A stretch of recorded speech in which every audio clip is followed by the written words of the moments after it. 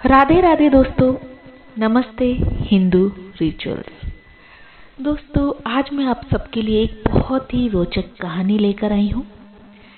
दोस्तों, आपदा को अवसर में बदलने की बात तो आप सबने सुनी ही होगी, लेकिन ये वाक्य दोस्तों केवल उन लोगों के लिए है जो अलग सोच रखते हैं।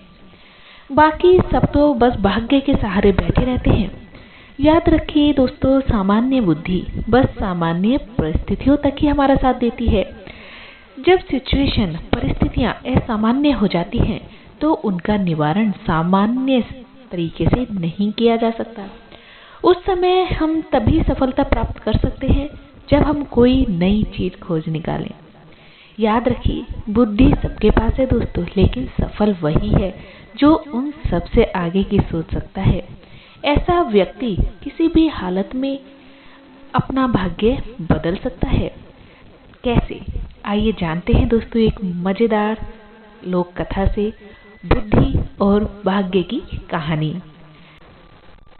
दोस्तों, बहुत समय पहले एक ब्राह्मण हुआ करता था। आज के समय कुछ नहीं कहा जा सकता, लेकिन पहले कहा जाता था कि सरस्वती और लक्ष्मी जी की आपस में नहीं बनती है, इसलिए वह सरस्वती का पुजारी ब्राह्मण निर्धन था। वह प्राचीन परंपरा के अनुसार शिष्यों को पढ़ाता था। गुरुकुल की परंपरा के अनुसार शिष्य उसके लिए गांव-गांव जाकर भिक्षा मांगते। भिक्षा में जो भी मिलता था उसी से उसका गुजारा हो रहा था। ब्राह्मण की पत्नी के बच्चा होने वाला था। ऐसे में ब्राह्मण की पत्नी को चिंता होने लगी कि उसकी संतान का पालन पोषण इतनी गरीबी में कैसे होगा। इसी बात को लेकर वो अक्सर ब्राह्मण को उसकी गरीबी के लिए ताने मारने लगी। वह कहती, ना जाने मुझे किन कर्मों की सजा मिली है जो मेरा विवाह मेरे पिता ने कंगाल से कर दिया। ब्राह्मण को ये बात अच्छी ना लगी। ताने सुन सुन कर वह परेशान हो चुका था।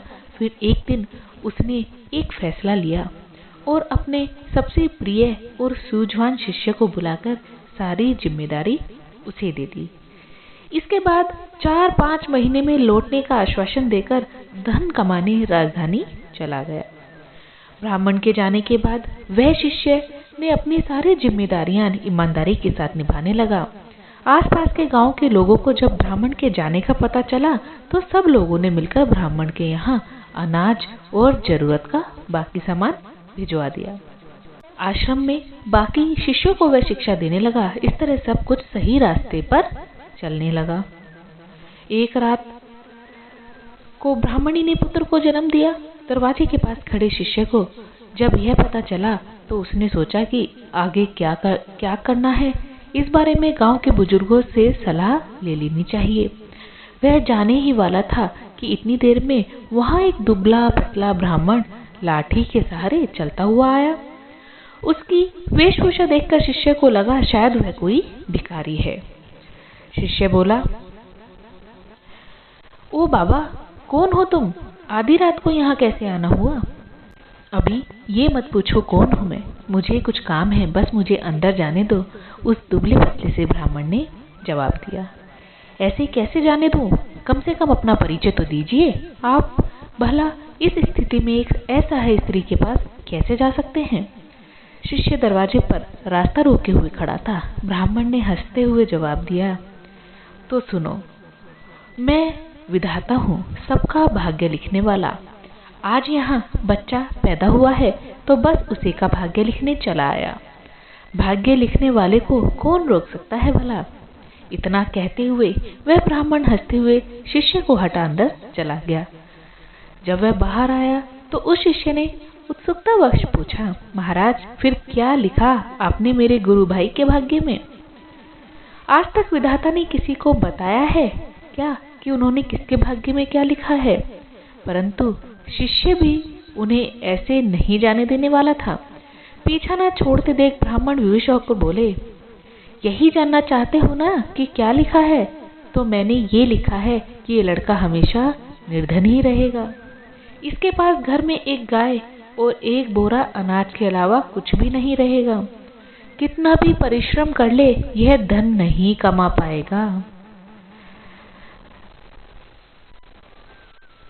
इतना कहते ही वह ब्राह्मण वहां से चलता बना।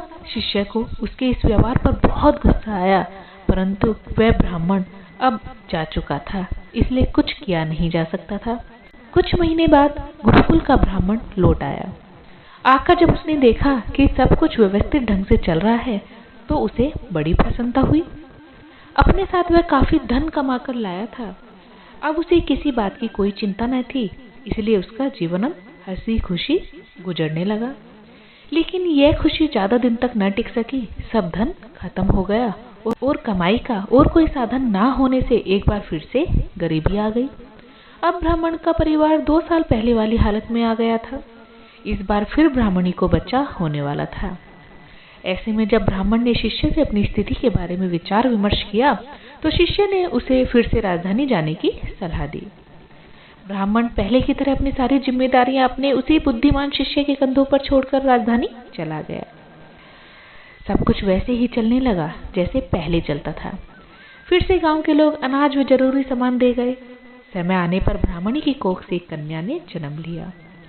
जब शिष्य को इस बात की खबर हुई तो वह अपनी गुरु बहन को देखने के लिए गया, लेकिन उसके पहुंचने से पहले ही वही दुबला पतला ब्राह्मण पहुंच गया था जो खुद को विधाता बताता था। उसे देखकर शिष्य को गुस्सा तो आया बहुत, परंतु वह कर भी क्या सकता था। जब वे ब्राह्मण बाहर निकले तो शिष्य ने पूछा, कहो महाराज, अब कौन सा चक्रव्यूह रच कर आए हो? अरे भाई, गुस्सा क्यों होते हो? मैं तो बस यहाँ अपना काम करने आया था। सबका अपना काम है, मेरा ये काम है, इसमें मैं क्या कर सकता हूँ? चेहरे पर अति उत्तम व्यंग्यात्मक मुस्कान लिए ब्राह्मण ने कहा, अच्छा महाराज, ठीक है, मगर बताओ तो सही, आखिर मेरी गुरु बहन के भाग्य में क्या लिखा है? इस लड़की का विवाह नहीं होगा, हाँ, लेकिन इसे देखने वाले बहुत आएंगे, फिर भी ये आजीवन कुंवारी ही रहेगी। इतना सुनते ही शिष्य को गुस्सा आया। उसने गुस्से में उस ब्राह्मण को वहां से भाग जाने के लिए कहा। ब्राह्मण पहले की ही भांति मुस्कुराता हुआ चला गया, लेकिन उस शिष्य के मन को अशांति दे गया। वह सोच में पड़ गया कि अगर ये सच में विधाता था तो उसके गुरु भाई और गुरु बहन का भविष्य क्या होगा, कैसे कटेगा उनका जीवन। खैर, धीरे धीरे समय बीतता गया। 1 साल, 2 साल, 3 साल करते करते साल बीत गए। शिष्य का गुरु यानी कि ब्राह्मण वापस नहीं आया। राजधानी से जितने व्यक्ति आते उतनी बातें बताते। कोई कहता ब्राह्मण की मृत्यु हो गई है, कोई कहता वह अपनी पत्नी से परेशान थे इसलिए संन्यास लेकर जंगलों में चले गए हैं। शिष्य ही ब्राह्मण के घर और गुरुकुल की सारी जिम्मेदारियां संभाल रहा था। सबके साथ साथ उसने अपने गुरु भाई और गुरु बहन को भी शिक्षा देकर उन्हें शिक्षित किया। 18 साल बीत चुके थे। ब्राह्मणी का पुत्र 20 वर्ष का हो गया था। शिष्य को लगने लगा था कि अब उसका गुरु भाई गुरुकुल की व्यवस्था संभालने लायक हो गया है। इसी विचार से अब शिष्य अपनी सारी जिम्मेदारियां उसे देकर वहां से विदा लेना चाहता था। ब्राह्मणी व उसके पुत्र और पुत्री ने उस शिष्य को रोकने का बहुत प्रयास किया, लेकिन सब व्यर्थ था। शिष्य जब जा रहा था तब गुरु भाई उसे छोड़ने कुछ दूर तक उसके साथ गया। जब गुरु भाई आशीर्वाद लेकर वापस लौटा, उस शिष्य ने उससे कहा, भाई मैं जा रहा हूँ, मगर जो मैं अभी तुम्हें 2 बातें बताऊंगा उस बात का ध्यान रखना। पहले कभी भी अपने घर पर अनाज से भरा हुआ बोरा और दूध देने वाली गाय मत रखना। अगर तुमने दोनों रखे तो तुम सारा जीवन निर्धन ही रहोगे। दूसरा, जब भी कोई व्यक्ति तुम्हारी बहन के विवाह के संबंध में बात करने आए तो उन्हें 100 सोने की मोहरें लेकर आने को बोलना, और जब वो 100 मोहरें तुम्हें दे दें तभी अपनी बहन उन्हें दिखाना। लड़के ने वैसा ही करने का वायदा उस शिष्य से किया और वापस आश्रम लौट गया। अगले ही दिन गांव के एक पुरोहित के यहाँ से एक दुधारू गाय और एक बोरा अनाज उस लड़के के घर भिजवा दिया। लड़के ने उसी समय गाय और अनाज का बोरा बेच दिया। उसके अगले दिन फिर किसी ने एक बोरा अनाज और एक दुधारू गाय भेजी। लड़के ने फिर वैसा ही किया। अब आए ही दिन गाय अनाज के बोरे आने लगे। लड़का उन्हें अपने वायदे अनुसार बेचता गया। इससे उसका भाग्य बदल गया और जल्दी ही वह अमीर हो गया। थोड़े ही दिनों में उसकी बहन के विवाह की उम्र हो गई। विवाह के लिए कई लोग लड़के को संपर्क करने लगे। उस लड़के को अपना वायदा याद था। उसकी बहन को जो भी देखने आता वह उससे 100 स्वर्ण मुद्रा ले लेता। इस तरह वह और भी धनी हो गया। उनका जीवन सुख में हो गया। इस तरह कई साल बीत गए। एक दिन उस शिष्य का मन हुआ क्यों न अपने गुरु के परिवार को देख लिया जाए कि उनका भाग्य कैसा चल रहा है। इसी विचार के साथ वह वहां चल दिया। अभी वह गांव के बाहर ही पहुंचा था कि उसे वही दुबला पतला ब्राह्मण एक गाय, एक बोरा अनाज और पोटली में मुद्राएं ले जाते हुए दिखा। शिष्य ने आवाज लगाते हुए कहा, अरे महाराज, कहाँ जा रहे हो? ब्राह्मण ने उसकी ओर देखा और गुस्से में ऊंची आवाज में बड़बड़ाना शुरू कर दिया। आ गए जले पर नमक छिड़कने? देख लो, ये सब तुम्हारा ही किया धरा है। रोज एक दूध देने वाली गाय, एक बोरा अनाज और 100 मुद्राएं देते देते मेरी ऐसी की तैसी हो रही है। दिमाग काम ही नहीं करता कि तुमने इस चक्रव्यूह से कैसे निकलूं? मेरा चक्रव्यूह? महाराज, आप भूल रहे हो कि भाग्य तो आप लिखते हो। फिर भला मैं कैसे आपको किसी भी चक्रव्यूह में फंसा सकता हूँ? शिष्य ने चुटकी लेते हुए कहा, बेटा, मैं तेरी बुद्धि से हार चुका हूँ। मेरी सहायता कर, मुझे झंझट से निकाल। झंझट से निकालना है तो उन दोनों के भाग्यों की रेखाएं मिटाइए। आप तो जानते हैं कि ये कलयुग है। आज का इंसान स्वयं अपनी बुद्धि से अपना भाग्य बनाता है। उदाहरण आप देख ही रहे हैं। ऐसे कैसे मिटा दूं मैं भाग्य की रेखाएं? तो फिर उठाइए झंझट, मैं कुछ नहीं कर सकता। अरे नहीं बेटा, मेरा कुछ ख्याल करो। कब तक इसी काम में फंसा रहूंगा मैं भी मजबूर हूँ महाराज। अपने गुरु को वचन दिया है कि उनके परिवार का ख्याल रखूंगा। अब ऐसे में उनका साथ कैसे छोड़ दूं? वैसे भी इस दुनिया में कुछ पाने के लिए कुछ खोना तो पड़ता ही है। और फिर मुझे तो अपनी बहन का विवाह भी करना है। अगर आप मेरी बात मान लें तो आपकी अपनी समस्या का हल मिल जाएगा। कुछ देर सोच विचार करने के बाद उस ब्राह्मण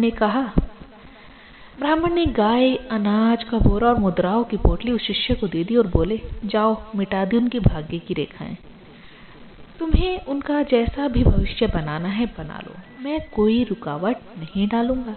लेकिन हाँ, मेरी एक विनती है कि इस बारे में तुम किसी को मत बताना। नहीं तो कोई भी मेरा आदर नहीं करेगा।